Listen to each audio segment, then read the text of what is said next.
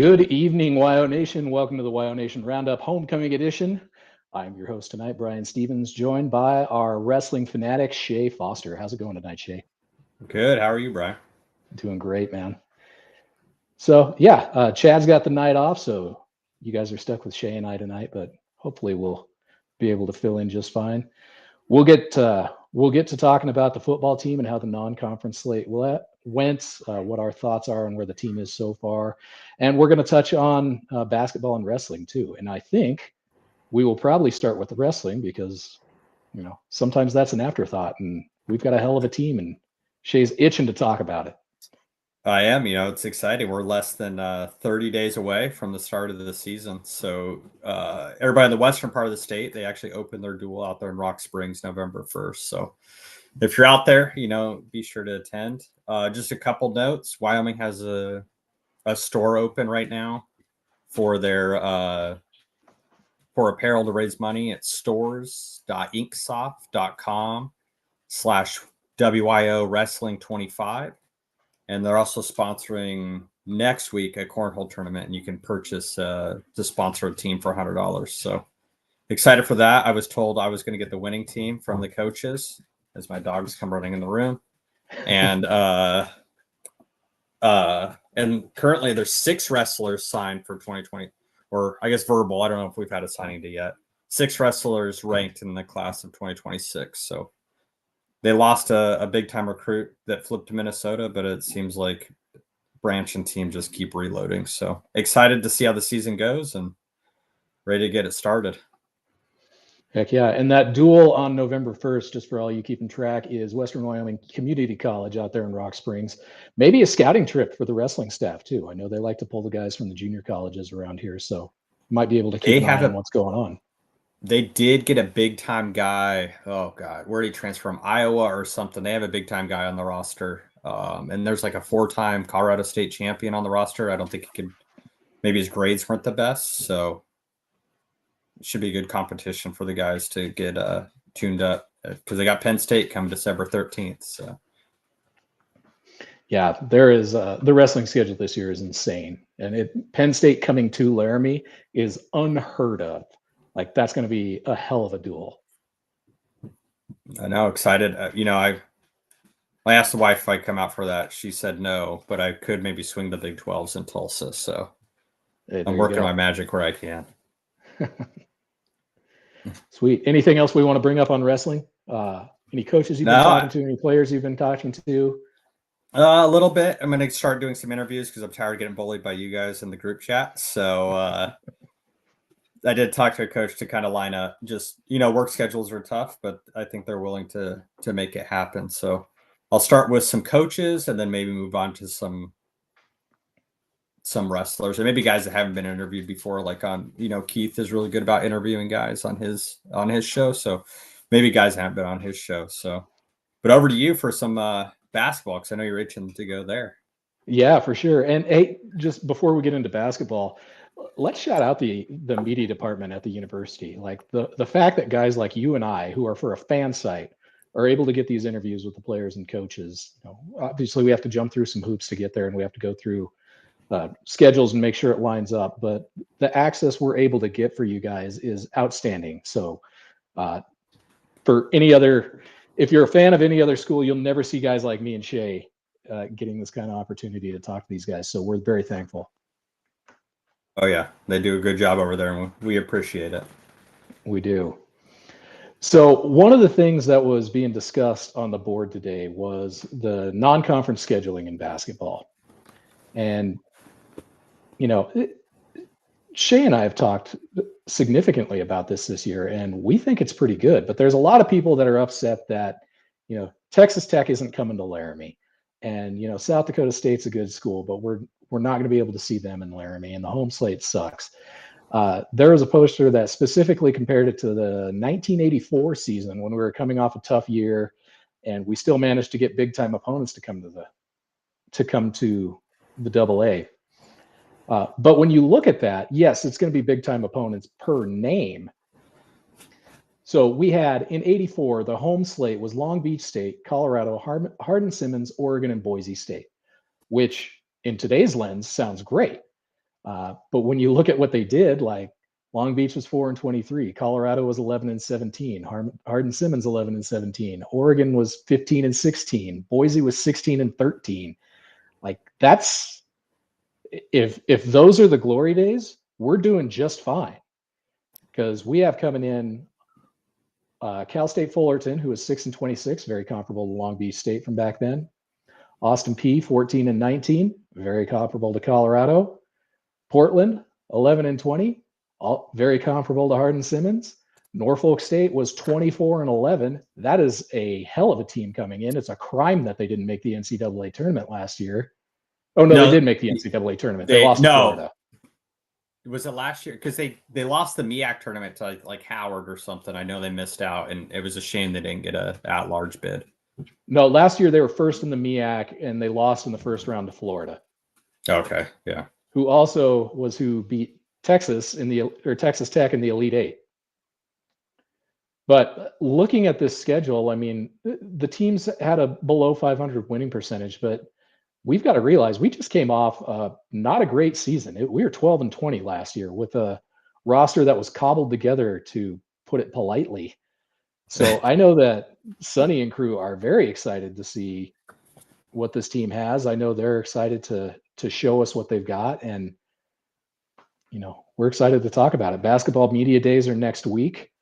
We've got a few interviews lined up. Hopefully we're going to get some more coaches too. So there's a thread on WyoNation where we're talking about media day. If there's anything you all want me to ask, let me know. I'll try to fit it in as best I can.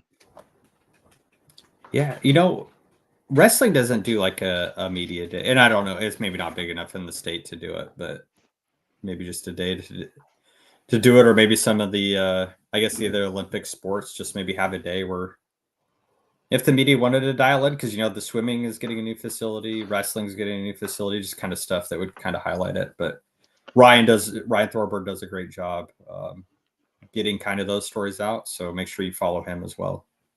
Yeah, Ryan's been great since he got over to the university. He was great in Casper and in both stints that he was there too. So we're glad he's there. Yep. So make sure you read his stuff and follow along. I do miss his podcast. So, but yeah, we don't get the gags on the podcast anymore. I guess we'll have to get gags onto ours every once in a while. Yeah, we'll have to figure it out. But with wrestling and basketball, they're getting ready to spin up. So we wanted to get that on everyone's radar, but we know you're all here to talk about football. So let's get into it. Let's talk about the non-conference slate. So first things first, there are a lot of fans that are really upset about how the non-conference slate went. We beat Akron 10-0, took care of business against, I forget who even the FCS school was. Northern Iowa took care of business pretty well with them. And got boat raced by Utah, who is a really good team. And we looked pretty lost against Colorado, who hasn't done well this year. But let's be honest, they've got way better athletes than we do. They got a $2 million payroll to Wyoming's, $200,000 payroll. They've got guys that had, 4 and 5 stars behind their name. Like, there's no mistake from that. They're faster, they're bigger, they're stronger. And we had to play a pretty perfect game to even have a chance with that. And we didn't. We just flat out didn't. So anybody that thought we would be anything other than 2-2 coming out of the non-conference slate was looking at it through the most darkly tinted brown and gold glasses that we have ever seen. Yeah, I think maybe the 2-2 could be better. And this is like nitpicky, right? You win games, and it doesn't matter how you win them. You have to win. And Cody brought it up on his podcast this week that when Wyoming was 4-0 a couple of years, Cody was calling it out. Hey, your team's not producing. And, Coach Bull called him out. I think the team's producing. They just misfire like random times in certain positions. You're like, what are we doing here? And then, that sustained drive against Colorado looked good, and they had some drives against Utah. You're like, all right, they just have trouble stringing it together. Like, is it just, hey, let's keep this going. Let's really get this going. And it sounds like they're still looking for some personnel, which is concerning, I guess, 4 games in, that we're still kind of looking for some personnel, and maybe guys are starting to emerge from that. So, Yeah, and Saville in his press conference coming into this week called it out and said we need some players to step up. We need our John Michael Gillenborgs to step up. We need our Michael Fitzgeralds to step up. We need Jalen Sargent to step up. Like they need these guys to start making plays, and it's been a little rocky to start the year. And Caden Anderson's one of those players that's been a little rocky, but I will give him some credit. The guy's been running for his life so far this season. Yeah, I mean, I could do without some of those back foot throws too. That's really where he's not like stepping into the throw when he does have time. That is frustrating to me. It's kind of lackadaisical, and I think he's better than that. And now it's time to shine. Yeah. So Zach Hall joining us here. We'd like to see some Michael Fitzgerald too, but there's some concerns with a lot of the receiving core on, making sure that they're doing what they need to do and, doing the little things right. They need to be out there on the edge when we're running the ball. If there's a screen, they need to be getting ahead and laying the wood to the people in front of them. So I do think we have a talented receiver room. I think Chris Durr is probably one of the better receivers in the Mountain West. I think John Michael Gillenborg is probably the best tight end in the Mountain West, probably one of the better ones in the country. That drop he had versus CU was frustrating, but we don't see many of them from him. Yeah, they had 6 drops against CU. I mean, it's not. It doesn't look like a Javon Bonite coached receiving core right now.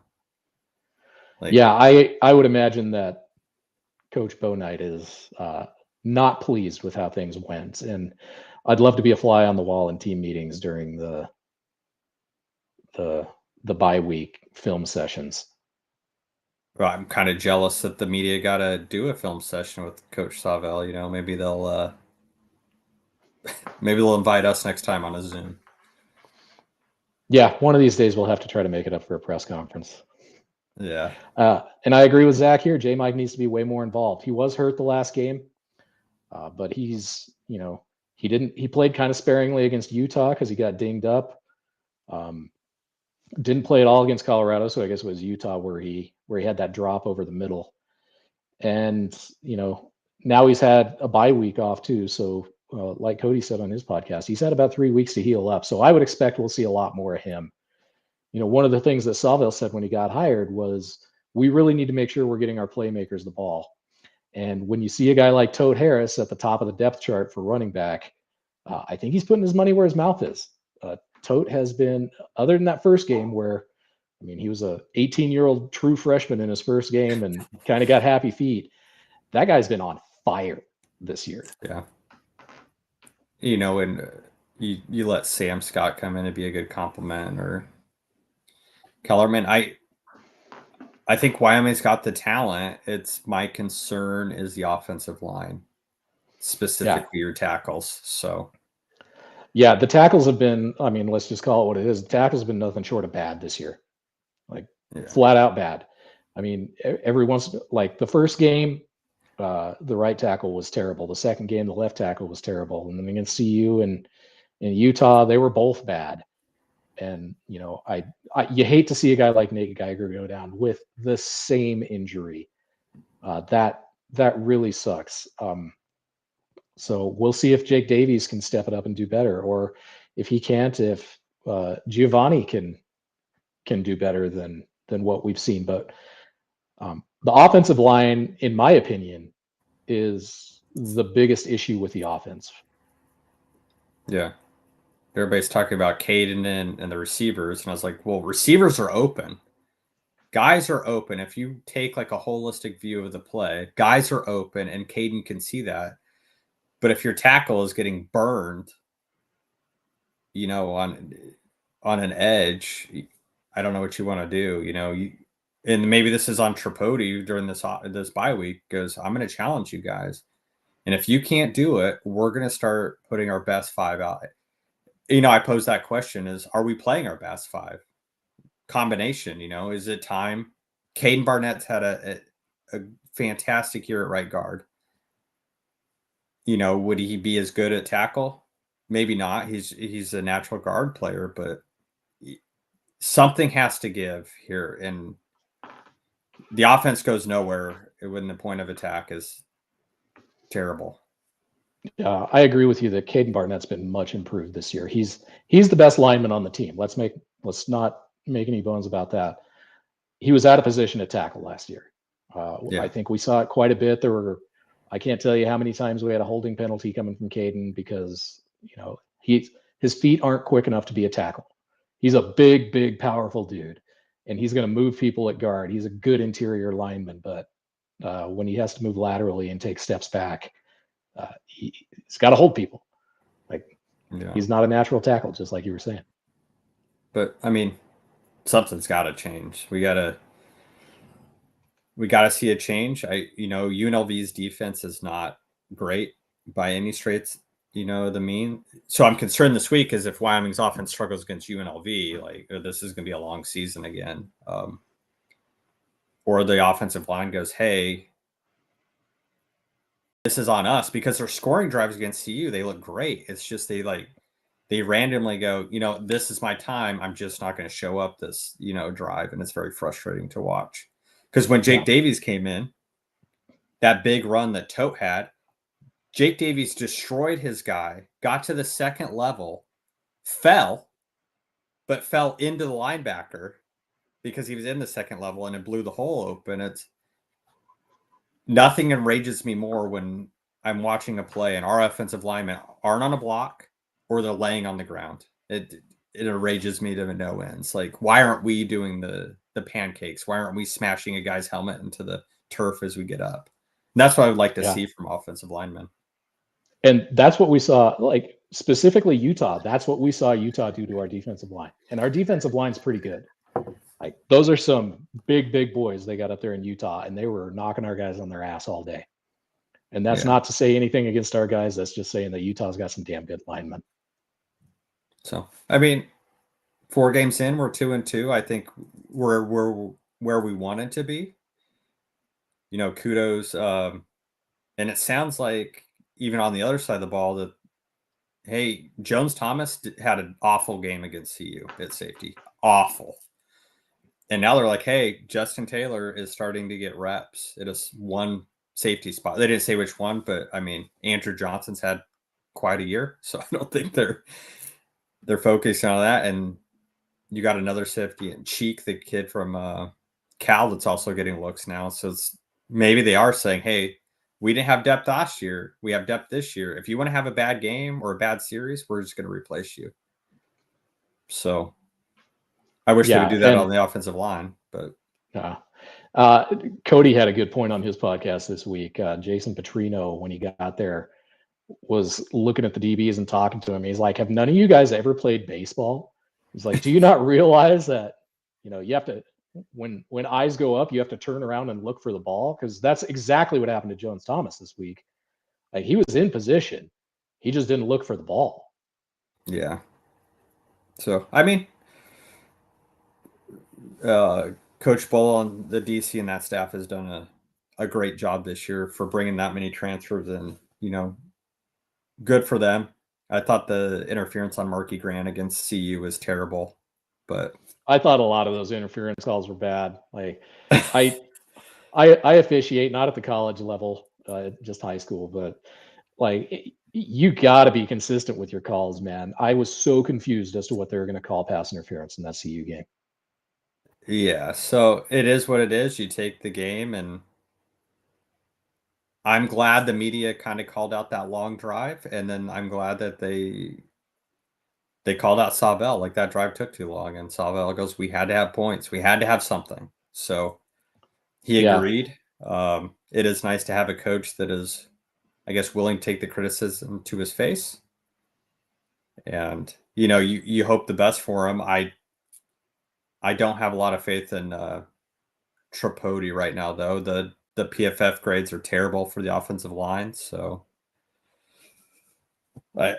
it's very frustrating to watch this. So, yeah, and Zach, good call. The cornerbacks have been great this year.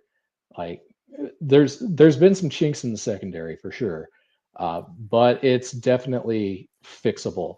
We're not getting outmanned at the corner spot this No. year like we were last year. We're not getting beat. We're not, getting juked out of our shoes. The corners are sticking with them. These are little things that can be corrected. Uh, you can also talk, you were talking about, Tyrese Boss, Marky Grant, Desmond Hearns. Man, they have looked good this year. Yeah. And I think there's going to be more guys that we're going to see. Tyson Dean comes to mind. We've heard a lot about him.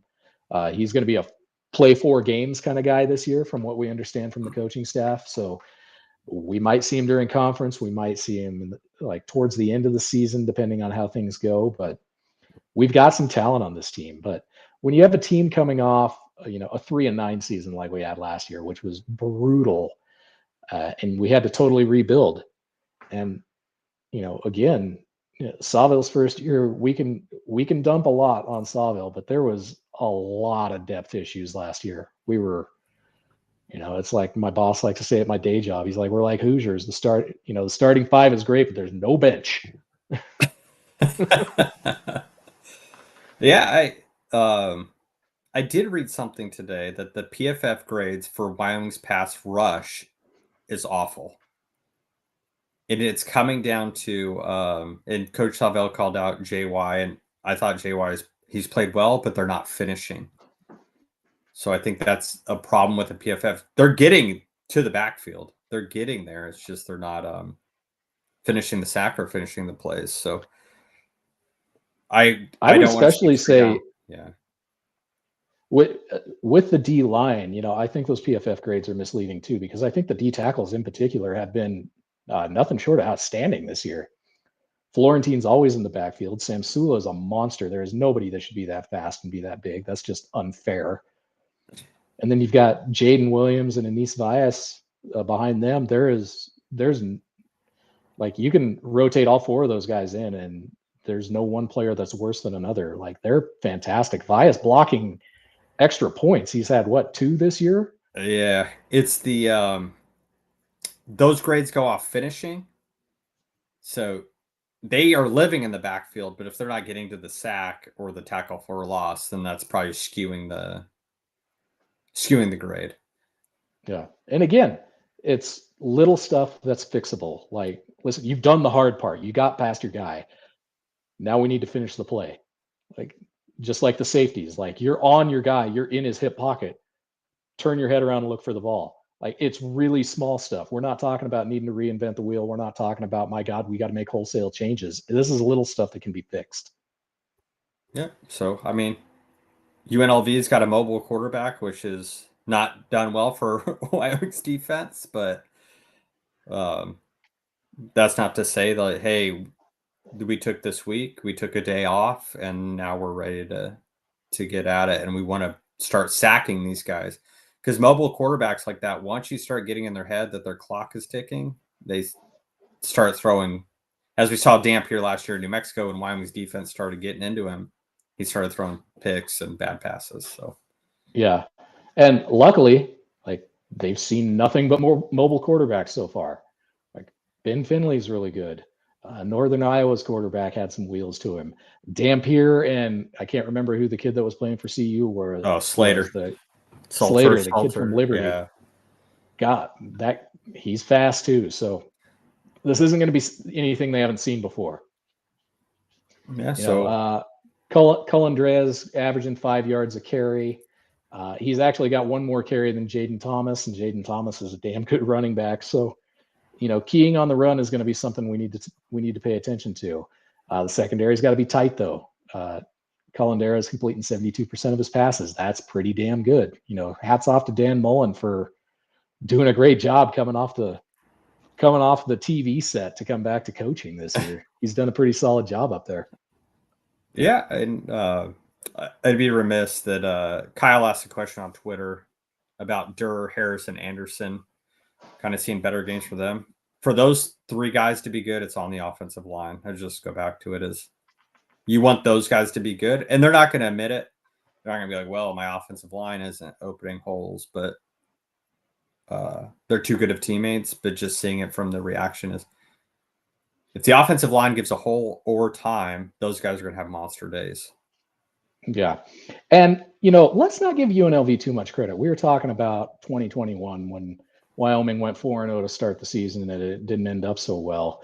Like UNLV this year has not been putting people away very well. Like Idaho Idaho State, they State. beat by 7 points. They only had 195 yards passing, and 131 of those went to Jaden Bradley. So they found a guy that works and they went after it. Miami of Ohio, they were losing that game. They got lucky winning that one. UCLA doesn't have a win yet. They only beat them by 7.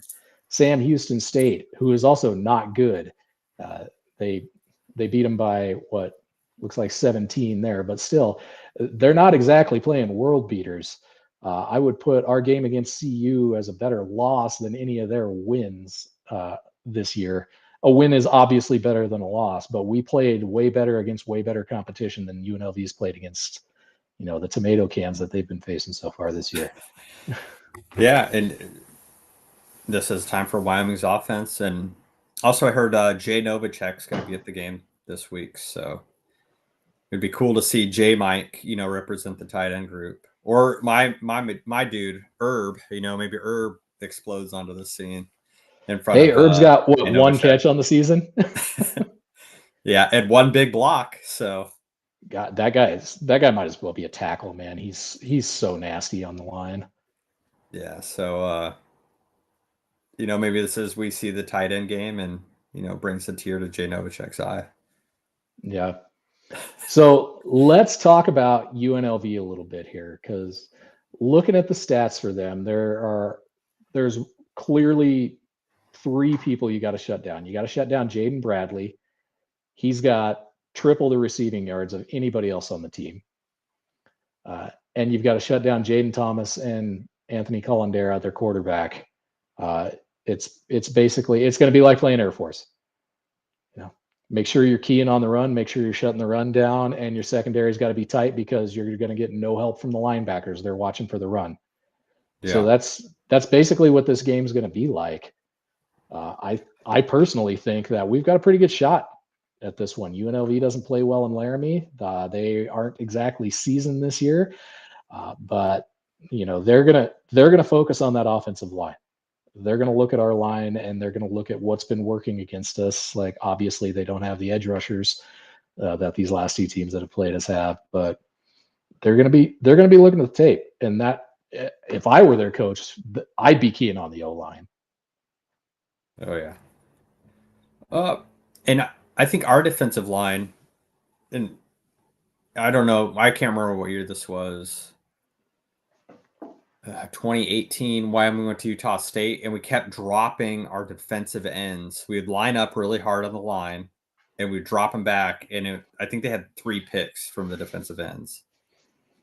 And maybe that's something we see, hey, these guys are going to push. Oh, now I'm going to send a linebacker, but I'm going to drop the D end into the zone, and you can see some picks or batted balls. So I'm not sure they're throwing the ball deep. I haven't watched a lot of UNLV, or if it's a bunch of slant passes and the guy just runs away from defenders. So I'd say my guess would be slant passes, just looking at their passing yards. Like, yeah, we're averaging 8.7 yards per pass, so that tells me it's a lot of underneath routes. Like, they're not going deep by any means. Braden Johnson, Tebow Noma, those guys. It's going to be the linebacker show this game. Man, how good has Braden Johnson been to start this year? Or Eller. I mean, it doesn't matter who they put at linebacker this year. Last year, I wanted to punch my TV watching the linebacker play. This year, it's like, it doesn't matter who they're putting out there. And I think their defense has played great, and I think Aaron Bowles done a fantastic job, is I hate the 3 down lineman set, and you're putting a defensive end at linebacker. If you're going to go 3 down and you have a deep linebacker room, just go 3-4 and start sending guys on blitzes just randomly. If you truly wanted to mix it up. We've got linebackers that are the size of DNs, that are the size of speed thresher DNs. Like, think Carl Granderson, the year that he blew up, he was what, 6'5", 220. Like we've got linebackers that are like 240. They'll be able to rush the passer. It'll be fine. That's the only thing I would like to see on defense. I hate the 3-down set, especially when they're rushing 2 defensive tackles. I wish, hey, pull that defensive end to the sideline, go 3-4, and start sending some random blitzes. So my only takeaway from it, and obviously I'm not a college coach, it's just if you have that much talent, why not use it? Yeah. And one thing we'll notice on UNLV too is they've allowed 10 sacks through 4 games this year against not great competition. It'll be interesting to see what's going on. What's good, Rashawn? How you doing, man? The safety blitz. This is what we need. I'll see, Rashawn agrees with me. See, and his son plays defensive line. Yeah. So, this is kind of where I wish Bull was kind of around. Like, hey, we're just going to be the 4-down line and send it, or if we're going to get cute, let's put in like a Gary Rutherford and just send the house with the linebacker blitz to see what happens. Yeah. So,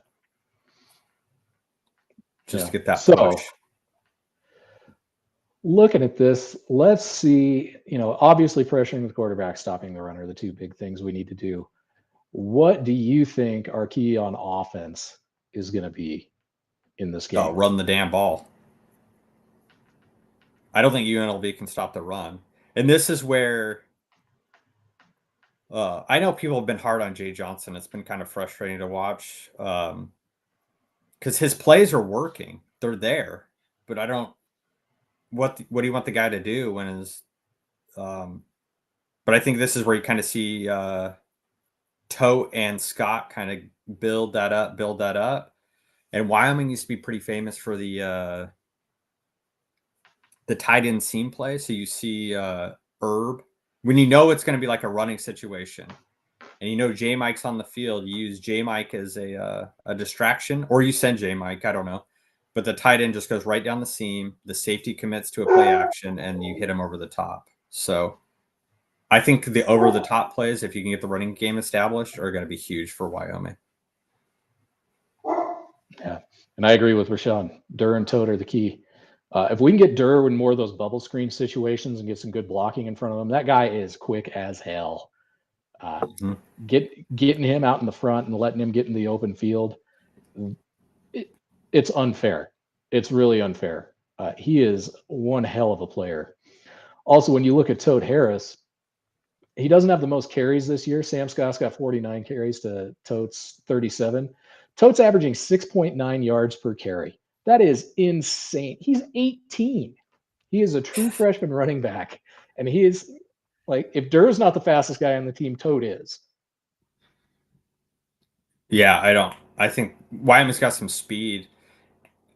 The touchdown against Akron, where they got that out in space, where Rex Johnson laid a great block. Caden Barnett got so far out there, he didn't have to block anybody. And J Mike got a block. That's kind of the plays you probably see. And kind of lull. I think Jay Johnson's smart enough to lull UNLV into like, all right, they're just going to dink and dive us. And then you get like an Eric Richardson or somebody coming off the back end on a post, and it's going to be wide open. Yeah. And I do have to give the coaching staff credit. When they say we need to get our playmakers the ball, our leading receiver this year is Chris Durr with 21 receptions. The next highest reception total is Gillenborg with 8. So they're feeding Durr the ball as much as they can. So it's not for lack of trying, that's for sure. Yeah, and you get some, if you can get some rhythm. I think one of Wyoming's drivers against you and I was like, man, this team looks good. A lot of rhythm. It gets going, and when that offense gets going, they can put up yards and points. It's just they can't have the random false start, holding penalties, lining up incorrectly. The season starts now. I mean, nobody cares about non-con. We would care if we were 4-0, because then it's like, oh man, now we really got a chance at the playoff. But realistically, we thought we were going to be 2-2. Now the season starts. We don't have to run into New Mexico, which is turned into a juggernaut. Right. and we don't have to run into Utah State. Wyoming's schedule is set up. I don't want to look that far ahead, but Wyoming's schedule is set up to be there at the end. They just have to take care of business. And a homecoming crowd, even though they're calling for thunderstorms, I don't think we know there's another Northern Illinois game, but on Saturday. But guys are just gonna have to show up, and you got to start 1-0. There's no way about it, and make it a dominant 1-0. So when people are looking at tape, they're like, I don't know how we stop them. Not like, oh, we're just going to attack this and we'll hope. It's like these guys are going to beat us into submission till the very end. Yeah. And just for reference, we got 5 straight games before our next bye week. It starts this week against UNLV. Next week, we got San Jose State, who is better than San Jose State's been in a while. So that'll be a good one. At Air Force, we all know how the Air Force games go. Versus the Sheep, who should be 0-4. UNC got robbed, man. Yeah, they got yikes. robbed.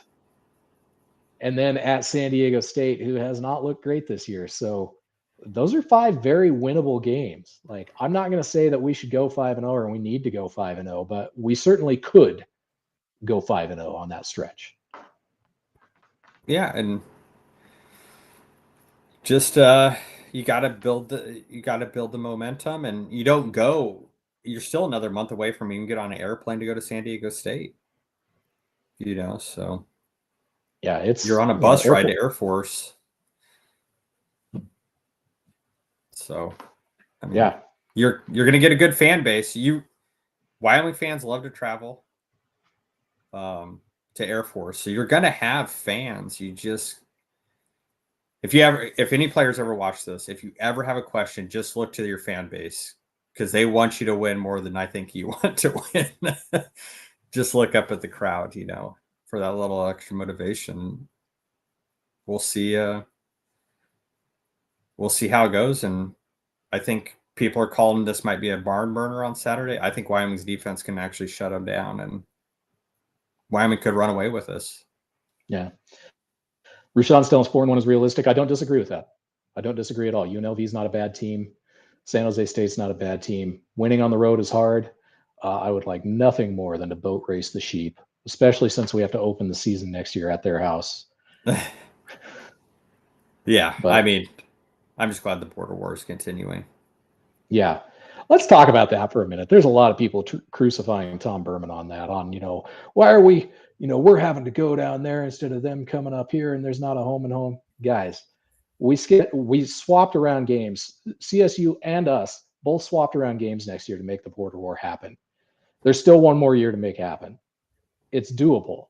Is it easy? Absolutely not. Scheduling in D1 sports is notoriously hard, but they made it happen. If they can make it the first game of the year every year, I'm all for that.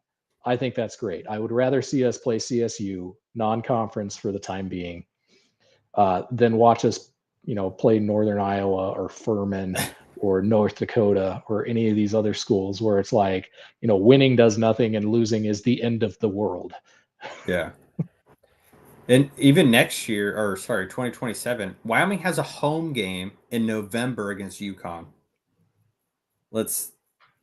If there's a game that's going to be flexed, that'll probably be it. Yeah, let's be smart about this. And Sundance is clearly wanting the border war to continue in basketball, so there's no love lost between the schools. Still respect each other. They understand that it's an easy game to schedule, and it doesn't cost probably any money. Really, in the grand scheme of things, right? You're not paying an FCS school $500,000 to come here, or CSU is not paying a school. So, yeah, CSU is not going to pay us. We're not going to pay them. It's going to be a mutual, they're going to be home games. They're going to be conference home games, basically, is what they are. Like, the schools are 50 miles apart. It's insane not to play those games. It's just like what CSU did with CU for so many years. They tried it in Invesco. They've decided to go back and forth now. It was off for a few years. That's criminal. Those schools are way too close. They're both state schools. There's no reason at all that those types of games should not be played. Look at Oregon State. Look at Washington State. It's the worst part of realignment is losing rivalries like that. it's complete insanity, and I hope it ends sometime soon. Well, when the top 40 or 50 schools break away and Wazoo and Oregon State realize that they're not one of those schools, then we can get back to the Skyline Conference or whatever. We can get back to the glory days of college football. Let's be real honest. All the teams that are in the Mountain West and all the teams that are in the Pac-12, none of them will be invited to the party. Sorry, No. guys. We are not Notre Dame. We are not Ohio State. We are not Alabama. We are not Georgia. It ain't happening. So no, but if we can get back to that, and I know people are up in arms about the motion to dismiss. Everybody knew it was going to happen this week with the lawsuit between the Mountain West and Pac-12. The Pac-12 still on the heels. They don't have any money. Oregon State, Wazoo's screwed. They're $240 million in debt. They are screwed. So say Oregon State's not in great shape either. Like it's, I will die on this hill that they should have just joined the Mountain West. It would have been a great league. We could have still added Gonzaga, maybe still added Grand Canyon. I don't think that's a bad add at all, but that would have been one hell of a fun league. The basketball, like Pac-12 is going to have a better basketball league as it stands right now, which bums me out as a basketball guy because I love seeing schools like, New Mexico and San Diego State and Boise State and Utah State, come to Laramie. Those are great crowds. Those are great games. We all remember Larry Nance and Josh Adams and company holding San Diego State to 9 points in the first half when San Diego State was ranked like number 8. They were really highly ranked, and we spanked them. Oh, man. I mean, it's all going to come back to the end. It doesn't matter. We're all going to be back in the same league. It is what it is, and the sooner people realize that, it's just egos and billable hours are in the way right now. Yeah. So, takeaways from the show. If you guys watch nothing else, here's your TLDR on everything that's going on. Number one, non-conference happened the way that we all knew it would happen. Like, there's no way we're getting out of there 4-0. If we did, we'd all be really psyched right now. Right now, the vitriol you're seeing is out of control. Like, we lost 2 games. We wish we would have won those 2 games. Realistically, we shouldn't have lost those games. Zach corrects us. San Diego State was number 5. and Derek Cook threw, who was it? Kawhi Leonard on a poster. That's so right. Fun. I love that game so much. Sports Center top 10. Yeah, man. Number 2, UNLV, very beatable. I think we're a better team. They have problems in Laramie. This is going to be a good game. It's a homecoming game. It's a little early for homecoming, but it's a homecoming game nonetheless. Shouldn't be terribly cold. Like, it'll be chilly. It'll probably be raining. It sounds like great football weather to me. Number 3, wrestling have a hell of a class coming in. They're going to start the duels November 1st against Western Wyoming Community College out there in Rock Springs. If you're one of our friends in Rock Springs, please go see them. We have, they're a fringe top 25 school. Mark Branch is a hell of a coach. We've got really good wrestlers. It's a good time to be a Wyoming wrestling fan. And number 4, basketball media days next week. Again, hit the board. I've got a list there of the players I'm interviewing. I've got one coach up there. There may be some more, but Shea and I do these for the fans. Like, we're fans ourselves. We just happen to like to talk to people. So we're not getting paid by any means to do this. So. We are not. I got a hat out of the deal. I'm pretty happy about that. Yeah. So cool. You got anything else, Shea? You want to go predictions real quick before we sign off? Absolutely. So, looking at it, UNLV is averaging about, what are they averaging? Let me get back to their schedule here. Against bad teams, they're averaging about, we'll say 38 points a game. Wyoming, not averaging as many, but UNLV hasn't seen a defense like ours. We have definitely seen offenses like theirs. I I'm going to say, it's going to be below 40. If you're the gambling type, the over under, if it's above 40, hammer that under. I'm going to say it's probably around 21-10 Wyoming. I'm going the opposite way. I'm saying hammer on the over, and I'm going to say Wyoming 38, UNLV 23. You think the defense is going to give up 23 points to UNLV?